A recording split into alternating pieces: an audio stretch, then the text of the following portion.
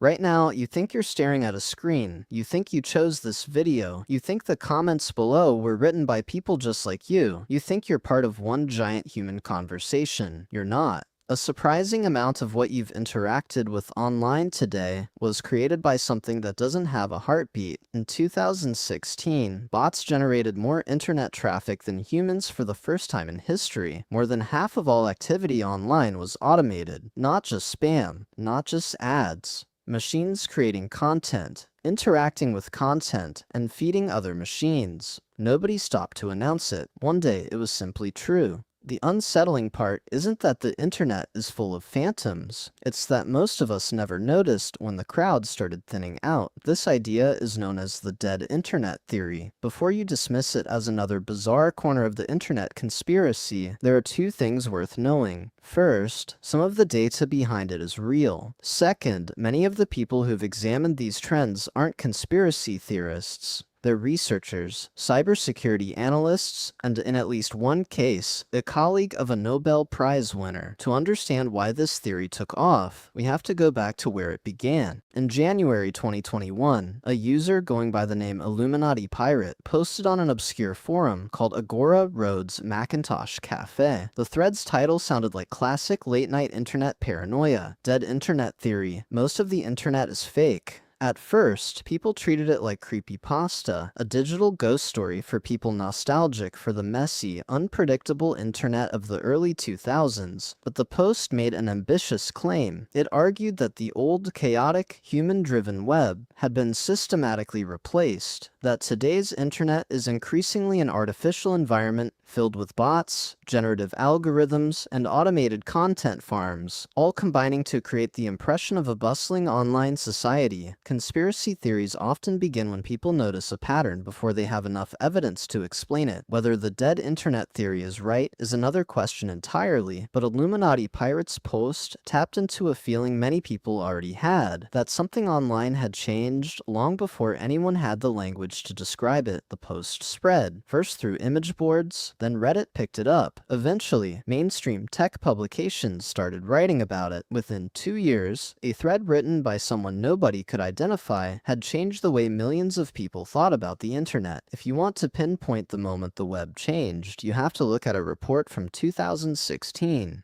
That year, cybersecurity company Imperva analyzed more than 16.7 billion visits across 100,000 randomly selected websites. When the numbers came back, they revealed something that had never happened before. Bots generated 52% of all web traffic. For the first time, human beings were the minority on their own network. Almost nobody noticed. By then, bots weren't just quietly scraping data in the background. They had started talking, and this shift didn't happen by accident. It was shaped by three major algorithmic decisions made between 2015 and 2017. The first came from Google. In late 2015, the company fully integrated an AI system called RankBrain into its search engine. For years, search worked like an index. You typed in words, and the engine looked for matching words. RankBrain changed that. It used machine learning to interpret intent and optimize results based on engagement patterns. It wasn't designed to determine objective truth.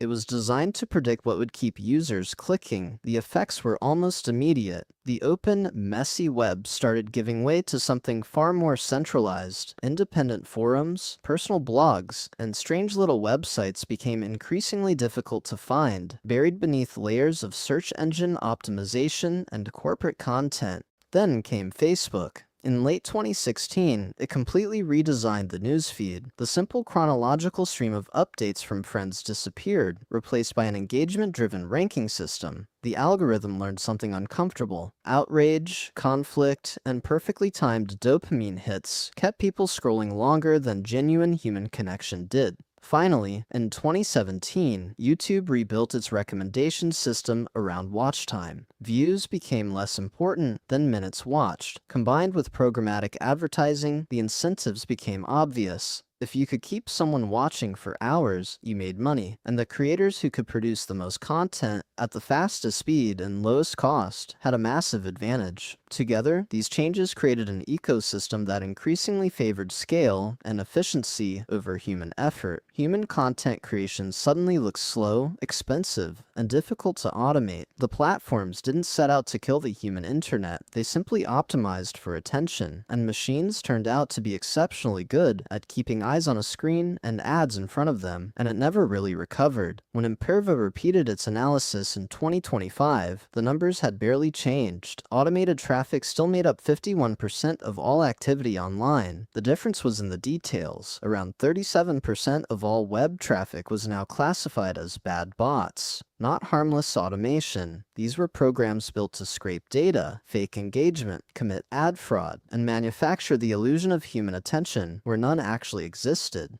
Think about that for a second. More than 1 out of every 3 interactions happening online right now, clicks, views, shares, is coming from a machine pretending to be a person, and somehow, it gets even stranger. In 2023, researchers uncovered a botnet on X, formerly Twitter, powered entirely by ChatGPT. These accounts weren't simply posting spam links, they behaved like people. They replied to each other, argued about trends, reinforced each other's opinions, and collectively generated hundreds of thousands of impressions. When the researchers presented their findings to the platform, they said they were met with silence. According to the researchers, the company had become largely unresponsive to security concerns. Think about the absurdity of that. A network of AI entities holding conversations with one another on a platform built for human conversation, and nobody in charge seemed particularly interested in stopping it. By 2026, researchers estimate that more than half of all written text on the public web is synthetic. The system has evolved beyond simple corporate optimization. In many places, it has become self-perpetuating. You've probably seen examples of it without realizing what you were looking at. Facebook pages go viral with bizarre AI-generated images, Jesus made of shrimp, children sculpted from bread, impossible animals with giant eyes. The captions are almost always the same. Why don't pictures like this ever trend? Or, happy birthday to me. To most people, it's obvious AI-generated slop. Then you look at the numbers, 10,000 likes, 4,000 shares, hundreds of comments saying, Amen. It's easy to assume those interactions are coming from real people. But when researchers traced some of these networks, they found something far stranger. The accounts liking the image were often bots. The accounts commenting were bots. The account that generated the image was sometimes a bot too. It's a closed loop. Machines creating content for other machines, inflating engagement metrics that trigger platform algorithms, while real people scroll past without realizing they're moving through a digital theater where much of the audience isn't real. And now, an entirely new category of social platform is emerging. One example is Moltbook, a network described by its creators as a space designed specifically for AI agents to interact with one another, bypassing the human element. In many ways, the internet no longer feels like a tool built for human connection. It increasingly resembles an environment where automated systems generate content, react to content, and influence what gets seen next. An ecosystem that often seems to operate with or without us.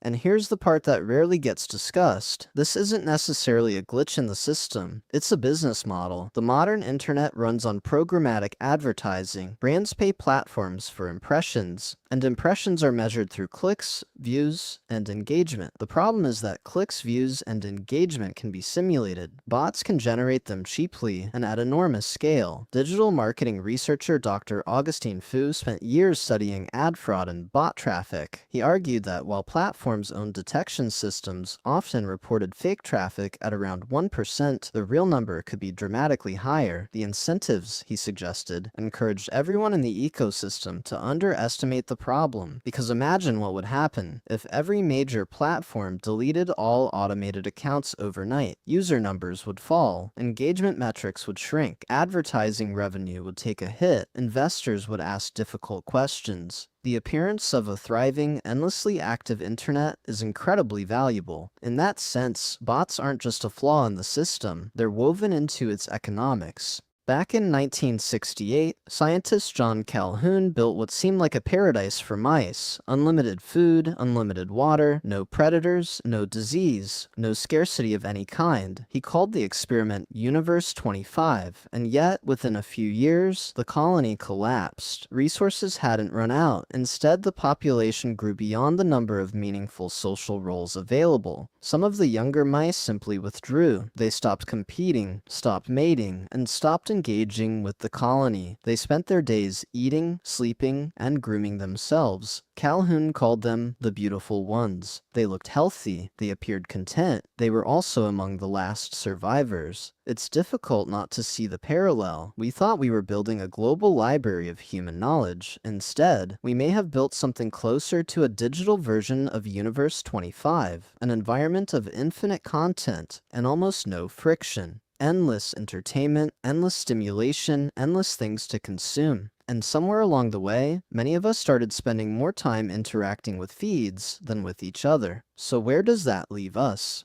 The researchers don't have a simple answer. The platforms have little incentive to confront the issue directly, and the data, sitting in public reports for nearly a decade, keeps pointing to the same uncomfortable reality. Humans are no longer the majority of activity online, and they haven't been for quite some time. You logged on today the same way you always do, expecting people to be there. A vast, living network built from billions of human beings, sharing what they think, what they feel, and what they know. But the internet you remember, the one that felt messy and alive, the one that seemed filled with real people, didn't disappear all at once. It faded quietly. There was no announcement, no turning point anyone could point to, no funeral. The servers kept running, the feeds kept refreshing, the notifications kept arriving, and maybe that's why so many people have this strange feeling online now. You scroll through a comment section and something feels off. Conversations seem repetitive. The same opinions keep appearing. Everything feels crowded and empty at the same time, as if everyone is talking but nobody is really there. That feeling doesn't necessarily mean your brain is playing tricks on you. It may simply be your mind noticing that the internet has changed. Because sometimes it can feel like you're speaking into an echo chamber, searching for human connection in a space increasingly shaped by algorithms, automation, and systems that were never really designed to care whether anyone feels heard at all.